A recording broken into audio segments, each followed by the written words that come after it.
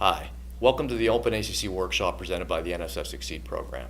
This was originally a one-day hands-on event that you can view at your own pace. If you look at the link below, you can get access to the content and slides used by the original students.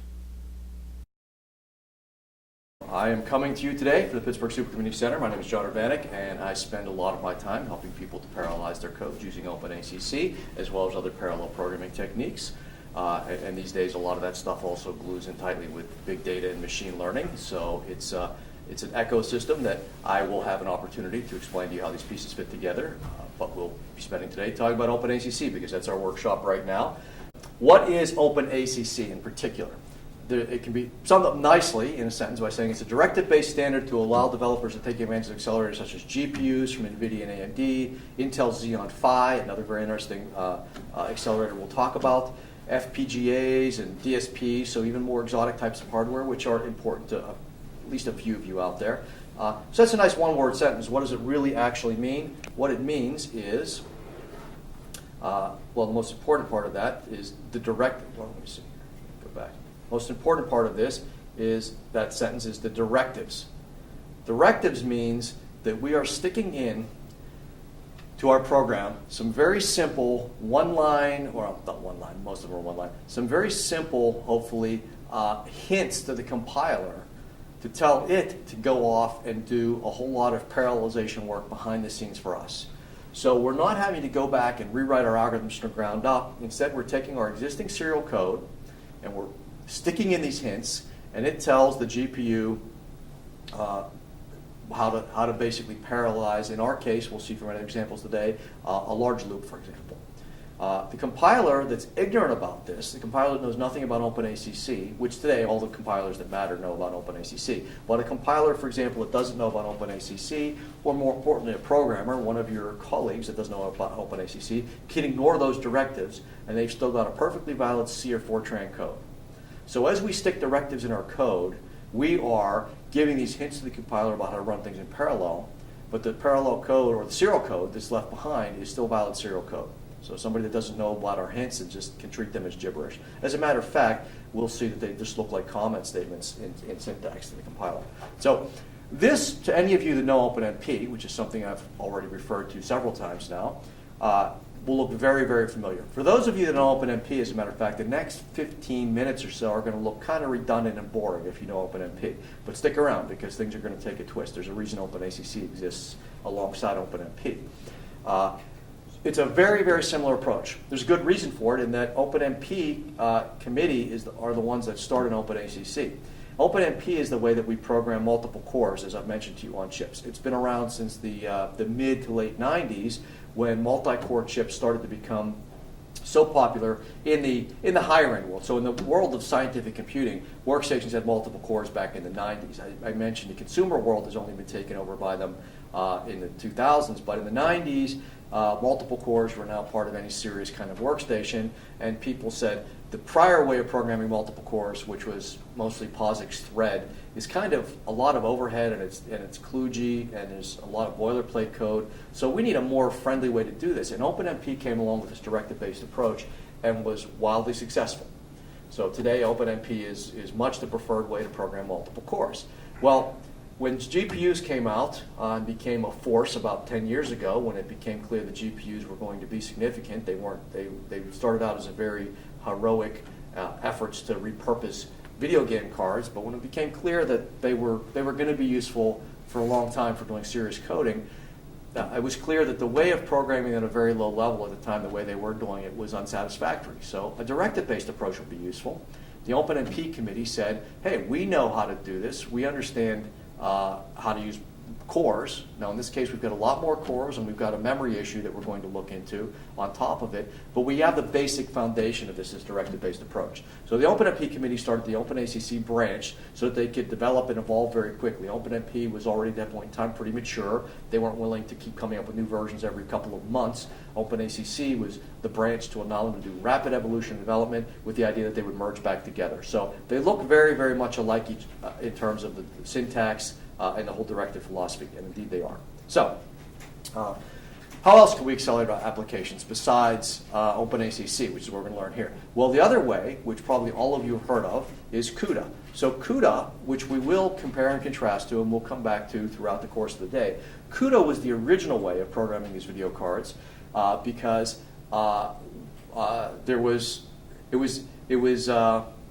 well, I think it's almost impossible to avoid the history of it. The very first programmers to use video cards were guys that said, hey, I know that this video card sitting on my desk, sitting in my machine that I'm using to play Quake with, I know this video card has a lot of math capability embedded in it. It's got a lot of flops. I use the term flops today, floating point operations per second. It's basically one way of measuring how powerful your hardware is, or how many operations your code does. How many floating point operations, typically 64-bit math for scientific computing, how many 64-bit math floating point operations can I crank through? And the geniuses around the turn of the century realized that this thing sitting on my desktop playing video games has a lot of math capability locked in it. It's dedicated almost entirely just to rendering video frames, but the hardware can do some math. So can I get some math out of this thing? And if you programmed it with shader languages, basically the commands, the very low-level commands that are meant to draw frames, to draw video game frames. If you use the shader languages to program math out of the card, you could actually make it do useful things.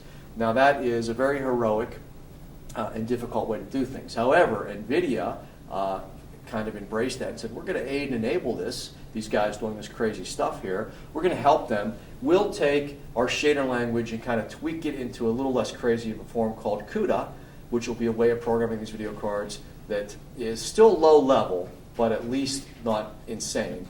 And so CUDA was born, and CUDA was the way to program these cards, and CUDA was how we all did GPU programming for the first 4 or 5 years of doing any kind of serious scientific computing on GPUs. However, CUDA is low level. CUDA is, and we'll show you examples of it, and we'll compare and contrast here. CUDA is painful to use because there is so much boilerplate stuff that you think, shouldn't a compiler be doing this for me? Why am I worried about these low-level details?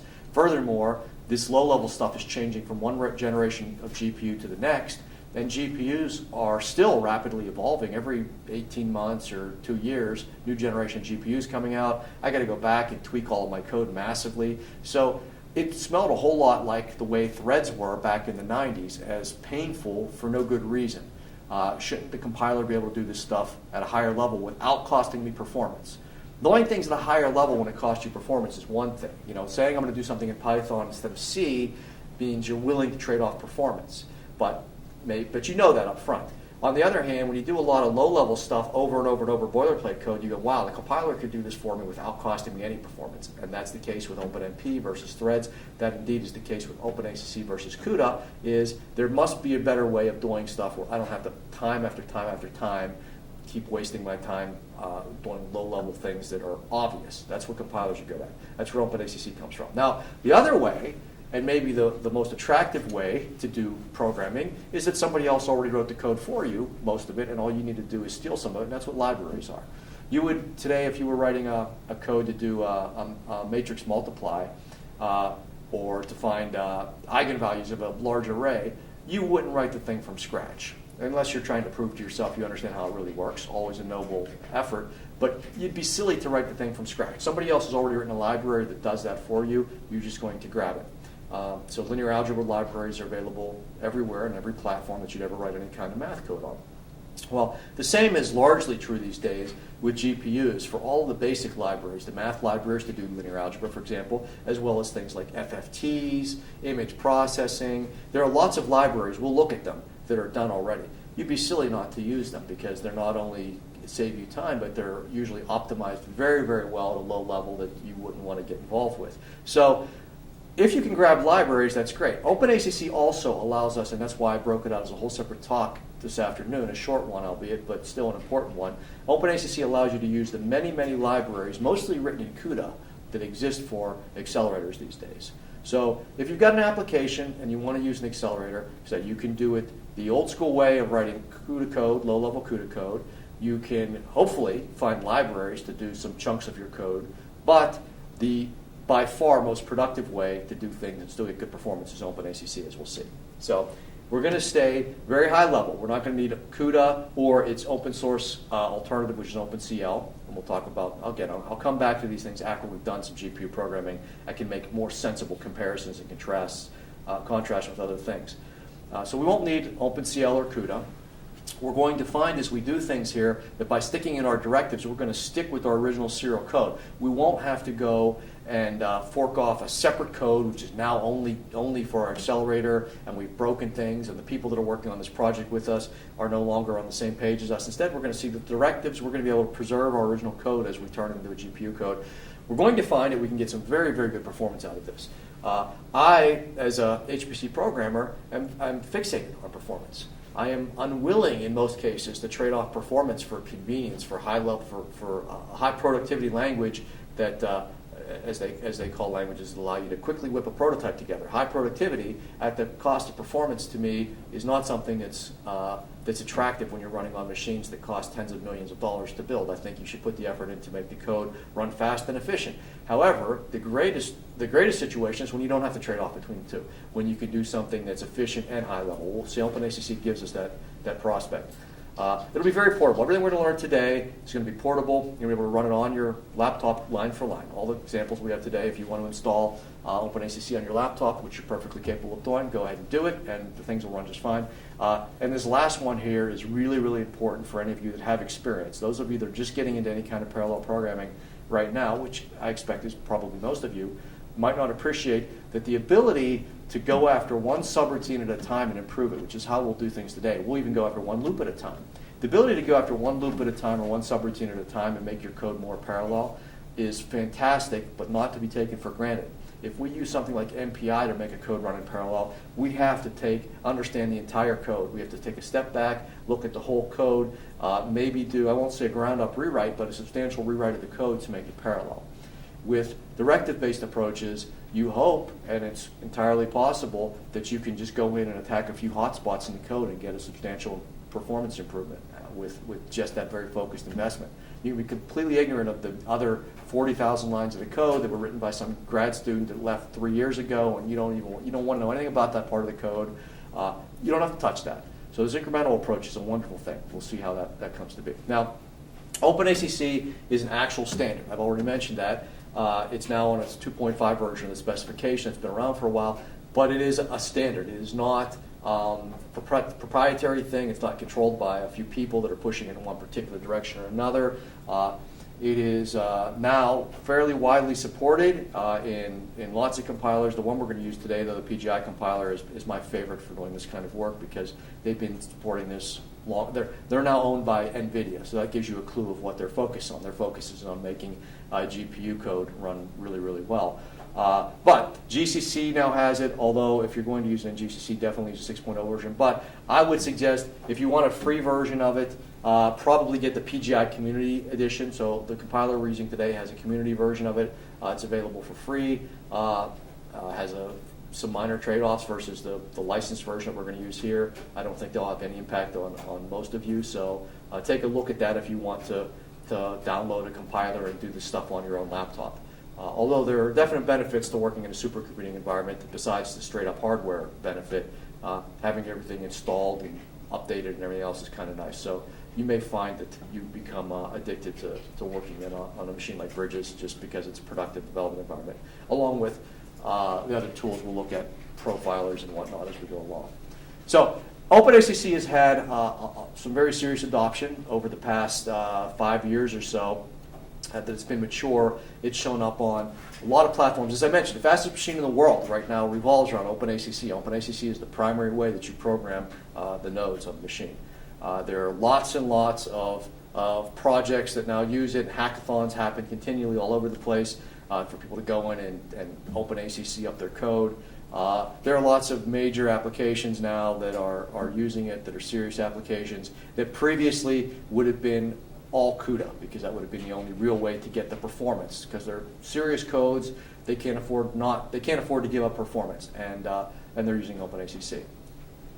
I could point out lots of cases, so I'll skip the cheerleading here, except for a couple of very quick mentions that If you go to some place like NVIDIA's pages are good, but I don't want to be an infomercial for NVIDIA, but they have lots of cases there talking about how people are able to stick in just a few directives and speed the code up, or alter relatively small portions of the code and get these big performance improvements. You should always be skeptical of anybody that has nothing but successful cases here, because what about the dead ends? What about the cases where somebody spent a whole lot of time and effort and it was a disaster and they got no performance improvement? You should always ask about those. They're obviously not going to be highlighted at a site that's trying to convince you that this is the way to do things. And I encourage skepticism in parallel computing. I've become quite cynical myself about all the wonderful new alternatives that are out there for doing parallel computing. In this case here, by the end of today, you'll see that it's possible to test, to try your code out, to try to implement some of these directives in your code with a relatively minor investment in time and see if it's worth your while. So it's not a huge investment to give it a shot and find out if you're going to be one of these. But I will point out the one case I will talk about, it's the last one I'll talk about. I like it because it's a pretty persuasive, it's a pretty compelling example of how well OpenACC can work at the highest levels. There's a code called S3D. It's a fuel combustion code that's been developed by the national labs for a long time. It's run on every supercomputing, leading edge supercomputing platform over the past 20 years as they developed the code. And it's one of those cost is no object. This is a very important code for strategic reasons. So they'll run on whatever hardware they think will enable the code, and they'll optimize it for that hardware. And so this code was ported to GPUs early on, and it was done with CUDA, and it was done with very, very good CUDA programmers, as a matter of fact, from NVIDIA. And so they decided to investigate whether OpenACC is worthwhile by saying, okay, let's port this to OpenACC, knowing that we've done a great job with CUDA. So when we do it with OpenACC, we'll also get NVIDIA people involved. We'll do the best job we can. It'll be a good comparison because we know that the CUDA case was done very well, and we're going to do the OpenACC case very well. And if one of them is much better than the other, or in particular, if OpenACC doesn't deliver here, we'll have a quantitative way to see what that gap is. So they did it. Code runs at 15 petaflops. 15 petaflops is very, very, very fast for any of you paying attention to benchmarks, especially for a real code. This is not a benchmark. This is actually a real, actual application. Runs at 15 petaflops. That's astoundingly fast for a serious application to run. Won a Gordon Bell Prize for how fast it runs. Anyway, very fast, successful code. And it is, no, actually, I don't think this won a Gordon Bell Prize. Maybe I'm wrong about that. But at any rate, it's very, very fast code. And if it didn't win a Gordon Bell Prize, I think it's because it's taken for granted. It's such a well-ported code. But the difference between OpenACC and the CUDA version was less than 1% in performance. And so they managed to modify less than 1% of the lines of code with these directives and still get equivalent CUDA performance on a code that was already CUDA optimized very, very well. So that's it. Now let's start doing some coding here. I hope that you're enthusiastic and convinced that it's worthwhile. Here's our first example of a directive here to accelerate a very, very simple loop. It's a loop that does nothing more than take a couple of vectors. And by vectors, I mean a one-dimensional array. So we've got a couple of one-dimensional arrays, x and y, and we're going to add them together, multiply one of the arrays. This is a common enough math operation. It's done so much in so many codes to do this with a couple of vectors that it actually has a name for it, SAXPY. And it's actually a linear algebra routine in most math libraries, because if you can use the math library to do it, it'll be faster than your serial code, as simple as this loop is. So this is an actual bona fide linear algebra routine to add two vectors together. At any rate, we've got the simple loop written out right here, and we apply this OpenACC directive. We'll look at this directive in detail here, so you don't have to puzzle it out yourself. But here's the directive. It's a directive we'll find is very powerful that accelerates this loop. Here it is in Fortran. We're going to do everything today in C and Fortran, or almost everything today in C and Fortran. The C and Fortran commands are almost exactly the same, except the Fortran ones. The C ones apply to the next block of code that they're in. The Fortran ones, Fortran doesn't have official blocks of code. Fortran instead has, that's why you have end-do commands and things like that. So in Fortran, we'll have to bracket each directive with its end directive. So if we have kernels in C, we have kernels and end kernels in Fortran. Here's the code right here. Here's an example, and we'll get back into exactly what's going on. But again, first of all, I want to point out that These directives, these kernel directives, are very simple to use.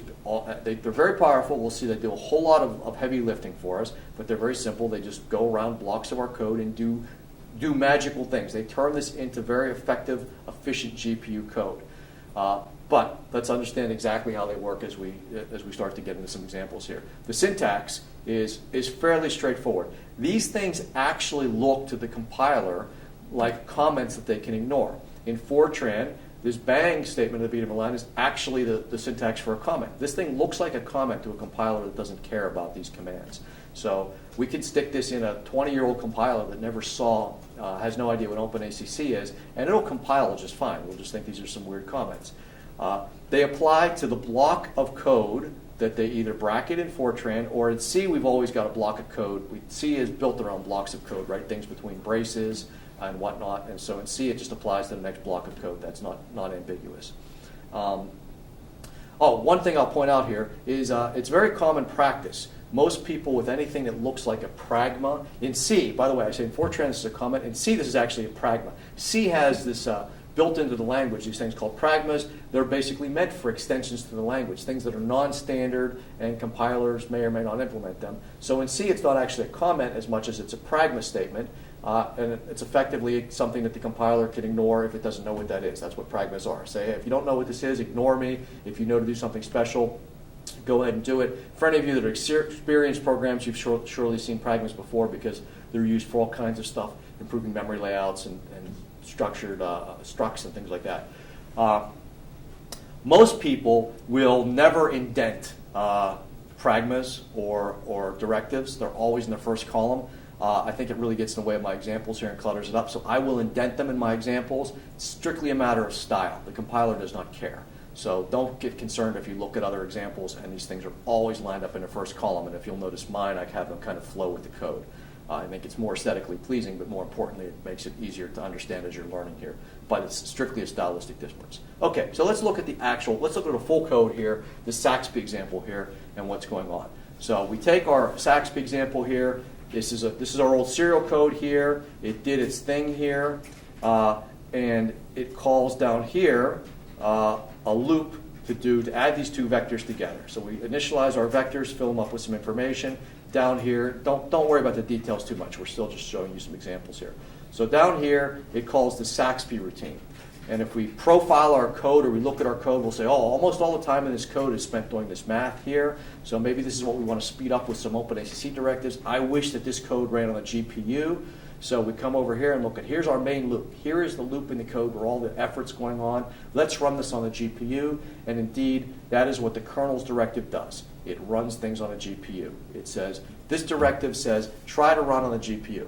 And if that sounds ridiculously simplistic, like it can't be that simple, can it? That is indeed the case here. So if we stick the kernel's directive in front of a loop, it says run this loop on the GPU. This is exactly the right thing to do here, and this loop will run on the GPU, and it will run much, much faster.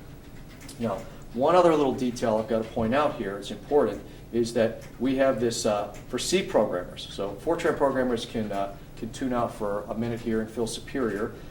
C programmers, there's something here called restrict, and you might think that this is some OpenACC related command, and that's unfortunate because restrict is actually a standard C keyword. It's part of C99. It's been around for a long time.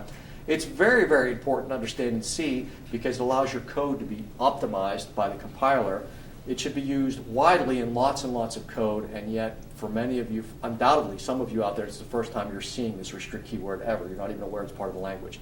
It's important in general to get good performance. It's really important here for OpenACC because this keyword, which again you should probably already be using in your serial code or not, this keyword gets rid of the biggest problem that C has with performance optimization, which is that because everything in C is effectively a pointer, the array here called Y could actually be overlapping with the array called X. They could theoretically even be the same array. Y and X could actually be the same array. And you might say that's silly, that's not the case, but it's entirely possible in C. Anytime you're dealing with a variable in C, something else could be pointing at it. In this case here, if X and Y overlapped, it would make this loop here hard to break up into pieces, for the compiler to break up into pieces and work on independently, and therefore, even in your serial code, this loop will run slower here unless you use the restrict keyword. The restrict keyword in C, standard C, basically says nothing else is pointing at Y. You can treat Y as its own independent thing. Don't worry about it being mixed up with any other variables. And again, it might seem obvious to you as a human being that that's the case here. It might seem stupid that somebody would do that in this particular loop, but because it's possible, it's the job of the compiler to be paranoid and to always be correct instead of being aggressive about optimization. So given two choices, it will always choose being correct, even if it means things run much slower. So the restrict keyword, we'll see it today in a few of our OpenMP examples, because it lets the compiler know, our OpenACC examples, I should say, also we'd see in OpenMP, but in OpenACC, it lets the compiler know that this variable and X and Y are not related. They don't overlap in memory. So you should see this in a lot more code. And for any of you that actually ever profile or benchmark your code, your serial codes, you'll notice that the compiler will tell you very often, I can't vectorize, which is one type of optimization. I can't vectorize this loop. I can't optimize this loop because I don't know that something else is interfering with this variable while I'm trying to do things with it. So restrict keyword is really important. C programmers, I encourage you to understand exactly, I've kind of explained exactly what it does. I encourage you to think about it continually as you program, again, even serial code. So, sorry about that digression for Fortran people. It's something C people have to deal with. So, we got a code like SAXPY, and we'll look at compiling and running it. I just want to step through the whole process quickly first, then we'll go back and look at things in more detail. But I want to show you the whole process is pretty straightforward. If we've got a code like this, SAXPY code, and it's the C and Fortran versions of it compiled with the normal C and Fortran compilers. So again, PGCC is just the normal C compiler from Portland Group. PGF90 is the normal Fortran compiler. They're normal compilers. However, with directive-based approaches, when you want to activate those directives, when you want the compiler to quit treating them as comments or pragmas, and you want them to start doing something with them, you need to tell the compiler some way, and the way you always do it is with a switch to the compiler. In this case here, the -ACC switch here tells the compiler, this source code now, start paying attention to these ACC directives. You might have other types of directives in there. For example, we could have an OpenMP directives, in which case we'd have a switch to say start paying attention to those. In this case, though, we wanted to start compiling with the OpenACC directive, so we use -ACC. We also find, and this is an optional switch here, you could choose not to use this switch today if you want. We also find, though, the compiler will tell us what it's up to when it's compiling stuff. So I hope that any of you that have done serious work in the past have used flags like there's usually a flag called info or minfo. These are compiler specific, so these might vary between compilers. But all compilers have a flag that says, hey, give me a clue as to what you're up to. Sometimes you want the compilation just be quiet, just compile the thing. But sometimes you'd say, hey, let me know what hints or clues or objections or warnings or whatnot you have. The minfo flag for PGI can give us lots of feedback. In particular, if we say, give us some feedback about how well you're using the accelerator command. So if we say -info excel, we'll get a lot of useful information back. So I encourage you to use this flag today while we compile stuff. So we're basically just compiling code with a -ACC flag, and now the output that comes out, the out file that comes back, has embedded in it GPU code. When we run it, it'll grab the GPU and do stuff on the GPU if possible. So here's our compilation here, the C code here. It gives us back, because of minfo, it gives us back all this information here. The magic thing that we'll look for today in our first couple of exercises is this statement here, which says accelerator kernel generated. These are line numbers, by the way. So we had a kernel command on line number 9, and whoops, we have a kernel command on line number 9. Laser pointer turn. Kernel command on line number 9. Accelerator kernel generated happens here. That tells us it was able to honor our directive. If there's a problem with it, if you put a directive somewhere that's inappropriate, the compiler will just ignore it, but it'll complain to you if you use -minfo. If you don't use -minfo, it will not complain. It will just compile it as serial code. The program will run correctly, but it won't speed up. So it's nice to have minfo while you're developing code. You can see that in this case here, it said, oh, great, accelerator kernel generated. We did something on the GPU. We can expect this code to use the GPU when we run it. Now, let's look at this as CUDA code. So our SAXPY code was just that one kernel's directive to accelerate that loop. Here's what it would look like in well-written CUDA code. And this is just a subroutine, by the way. This isn't even the full program. This is just that SAXPY subroutine. This is what CUDA looks like. And if we look at this as CUDA code, First of all, if you don't know CUDA, it's probably complete gibberish to you. And as a matter of fact, it doesn't even look completely like C in this case here. You'll notice that this isn't even C syntax. So a C compiler won't even be able to eat this stuff. This is kind of an extension onto C to do this GPU stuff. There's a lot of variables in here, like 31s and 32s. Where did those come from? We just have a loop here to run over this vector. We didn't have any 31s or 32s. This is where the hardware that we're actually using starts bubbling up through. With CUDA code, you've got to be fairly cognizant of the hardware that you're using. If we were teaching CUDA workshop today, I would be launching into all kinds of hardware details before we could launch and architecture details about a GPU before we could do any GPU programming. Whereas today, I'll postpone all of that stuff to the very end when we talk about advanced GPU programming. So we've got a lot of mystery constants in here. We've got some non-standard C, and the whole thing definitely does not look like C code. And furthermore, this is a whole new program. We have to replace our old code with this code. We don't get to keep them both. So now we've got a CUDA version of the code, and we've got our old serial version of the code. Not like just adding in this directive. So here's the Fortran version of it as well. So Fortran programmer is just CUDA Fortran for you. Same issues. This is not standard Fortran. There are mystery variables in here. So this gives you some idea that CUDA programming is a much lower level, and it's much more involved with the hardware. Whereas again, here's the complete SAXPY code. All we needed to do was add in this kernels command right here. It's a huge difference, right? I mean, this is a big win in terms of portability. It costs us nothing in terms of performance. These both are comparable. So this is not oversimplified. This is a real win. This is I'm not. There's nothing more I could do really here to improve the performance of that particular loop. Actually, there's a tiny bit more I can do, and I'll talk about optimization later, but it buys us very little here. This is a well-written OpenACC code, and a well-written GPU. As I said, I mentioned all these big differences here between the two. I won't dwell on that. But you might be saying, this is too easy. What's the gimmick here? If I can just stick kernel in front of every loop, why don't I do that? This is the end of the workshop. Just stick kernel in front of all of our loops, and we can go home. Or better yet, why wouldn't a compiler do this for you if it's that simple? And the answer is that there are two issues that prevent us from just sticking kernel in front of every loop. One of which is data dependencies in loops that we're going to look at right now. And the second one of which is data movement. As I mentioned to you, GPU and CPU memories are different. We've got to move things back and forth on the bus. And moving things back and forth can become very expensive. So we've got to manage these two things here. These are the two things that prevent us from just throwing kernel willy-nilly in front of every loop. So let's look at data dependencies first. Data dependencies are really easy to understand if you understand what a compiler does when it sees a loop, a big loop, and we try to parallelize it with, in this case, OpenACC, but other type of parallelization approaches as well. What the compiler does is it basically says, can I have different cores, different processors, just work on different iterations of this loop independently? So I've got a nice, simple operation where I've got an array and I'm multiplying it times 4. Very simple loop.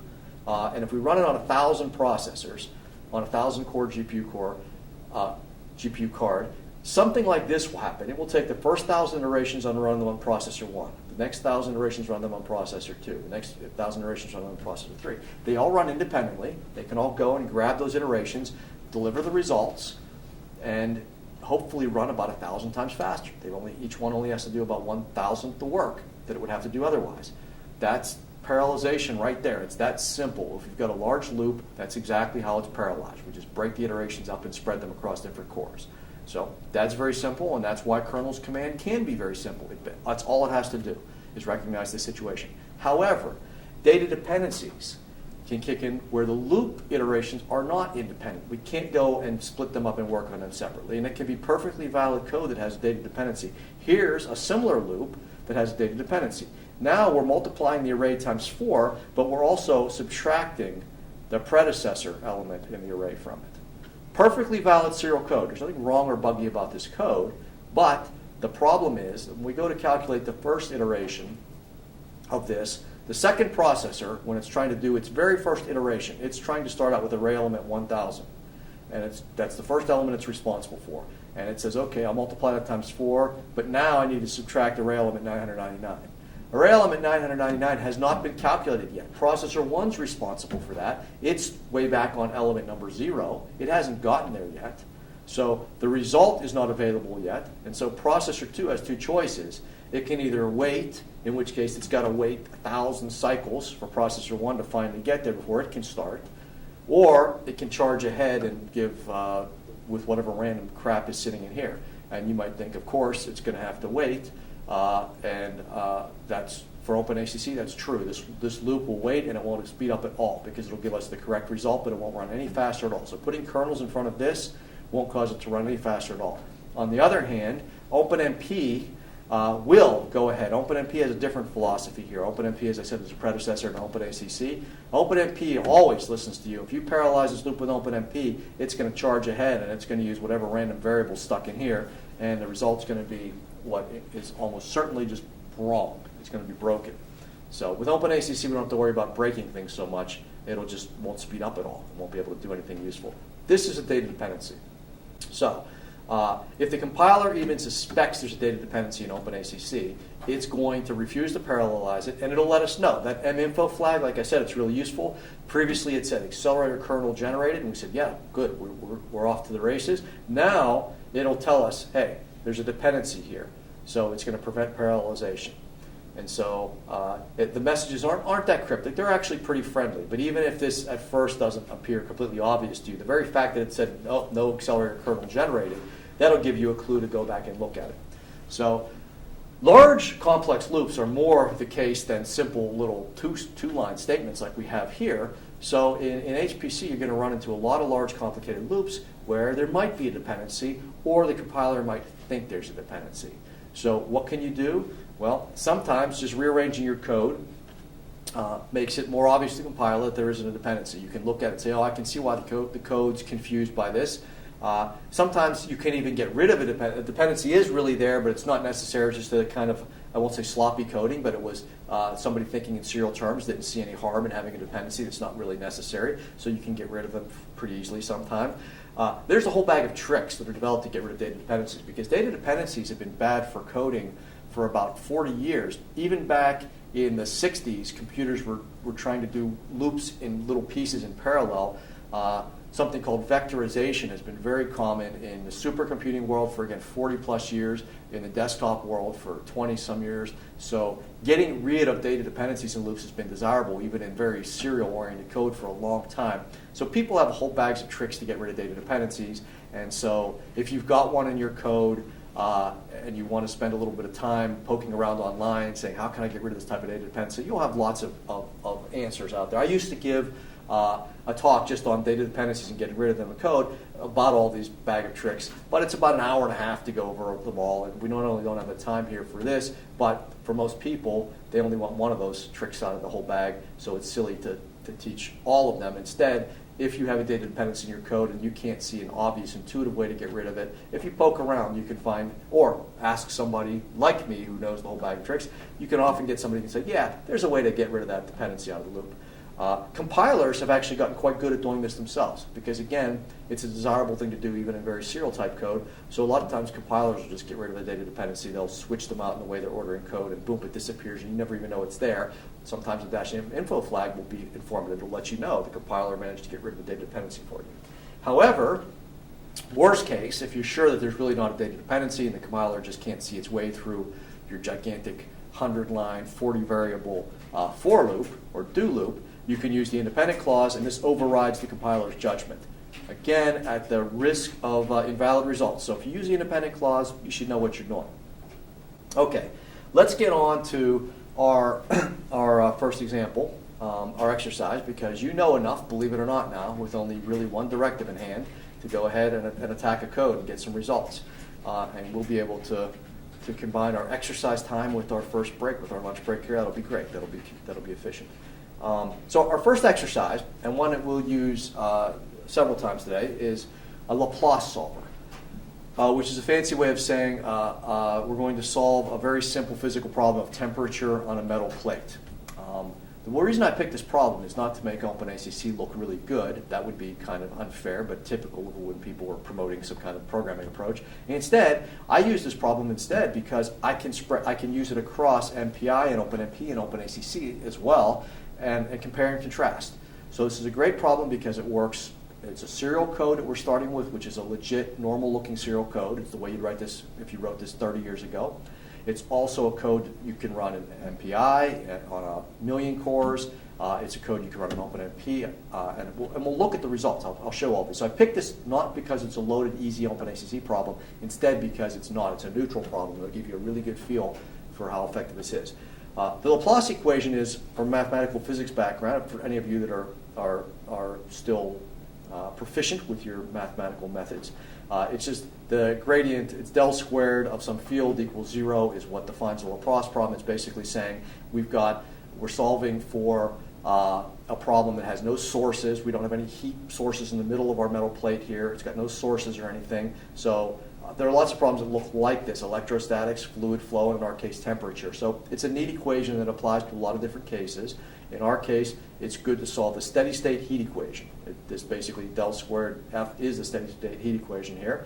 And the steady state heat equation basically says if we've got a metal plate and we apply some temperatures to it, what's its final steady state after it finally comes to equilibrium? What's that going to look like? In our case, we're going to start with a metal plate that's cold, that's 0 degrees. We're going to heat it over its edges, but we want to do something interesting so that we can get some kind of interesting temperature distribution. So we're going to heat it starting at 100 degrees down here in this lower right-hand corner, and it's going to be 100 degrees, and we'll heat it with a heating element along the edge that tapers off to 0 degrees, and we'll do the same thing along this edge. And then we'll just keep these two edges nice and cold. So we've got some complicated conditions here on this metal plate. We wouldn't want to try to do this on a napkin with just plain math, so it's a good numerical problem. On the other hand, I think we could all understand intuitively that our final solution should look something like this thing over here. Here's our final steady state. It should look hot in this corner and cold in this corner with some kind of gradient as we go across the plate. So this is what we believe our final solution should look like. So can we solve for that? Well, the nice thing about Laplace equation on a metal plate or on any kind of grid is that the numerical method it solves for, Jacobi iteration, is also very intuitive. It reflects the fact that what the Laplace equation really tells you physically for any problem you're applying it to is that any point on that metal plate is really the average of its 4 neighbors. Makes sense. If we think about temperature, if we pick a point on a metal plate, we would expect that it's the average of its neighbors. Or if we have a hot rock and a cold rock and we stick a rock in between the two and we hold them together, we would expect that that rock in between comes kind of eventually to the average temperature of our hot rock and our cold rock, right? That's all we're doing here in 2 dimensions. We're saying every point in our metal plate is the average of our neighbors. So it's a nice intuitive problem. And the way that turns into math is we take our plates, a 2-dimensional array, and we have a loop that goes over that array and says add our 4 neighbors together, and that's all this one's doing. It's saying for this point here, add our 4 neighbors together, divide by 4, and we've got an average. So we keep going over the plate and doing this over and over. Here's our loop. Our loop in our code looks like this. It's just, here's the C1, basically just says go over rows and columns, add our 4 neighbors together, and divide by 4, and boom, that's our new temperature. Likewise for Fortran. So it's very, very simple to go over the plate, and we keep doing that until such time as it quits changing from one iteration to the next. That's what we call equilibrium. That's when we know we're done. It's going to change a whole lot. It'll start out at 0 degrees. It's going to end up with that temperature gradient, but at some point from one time step to the next, it's not going to change much at all. We're going to have got it so all the points are averaged properly. Here's the actual kernel of code that does that. And by the way, the word kernel here is a little bit overloaded. It turns out historically, whenever you're looking at large numerical codes, the kernel of the code refers to where all the math operations are done.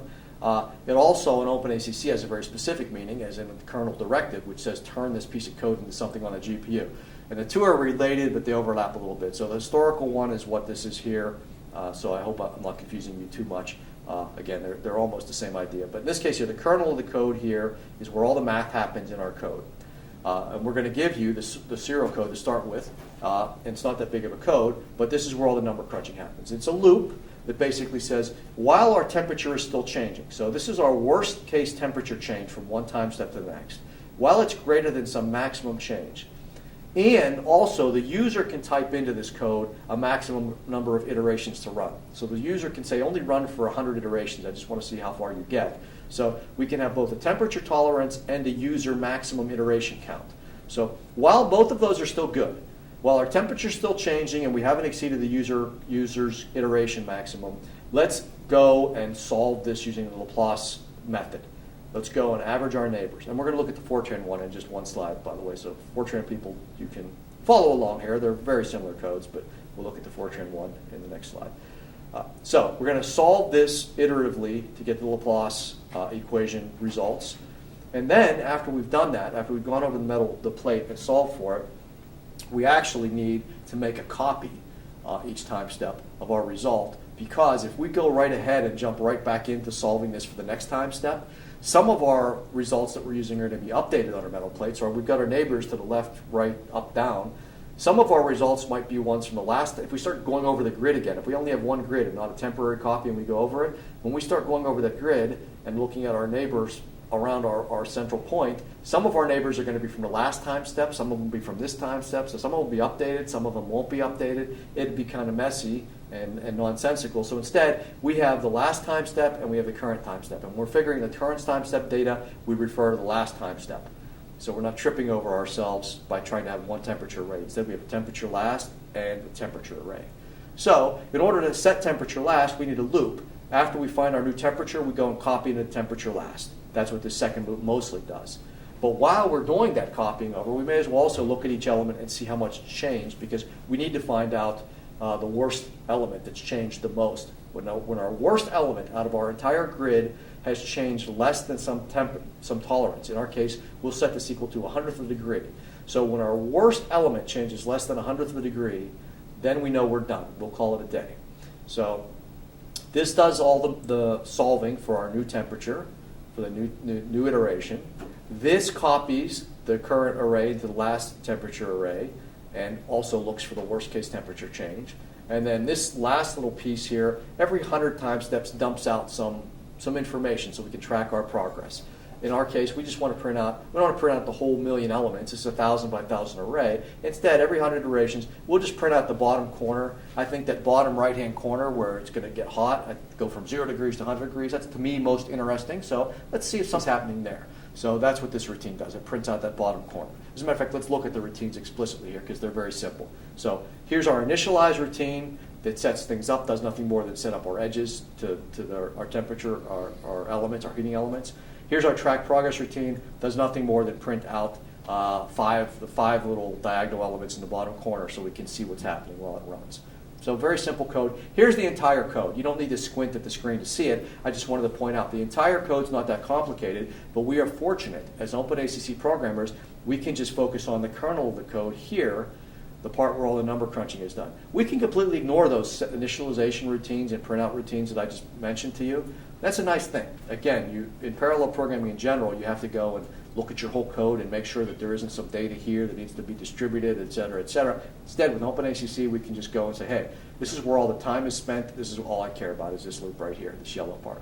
So let me do this once more with Fortran. It's almost exactly the same thing. It's the same idea here. We've got an outside loop that's going to keep going until either our temperature changes less than 100th of a degree or until we exceed the maximum user input iterations. We're going to calculate our new temperature based on the average of our elements each time.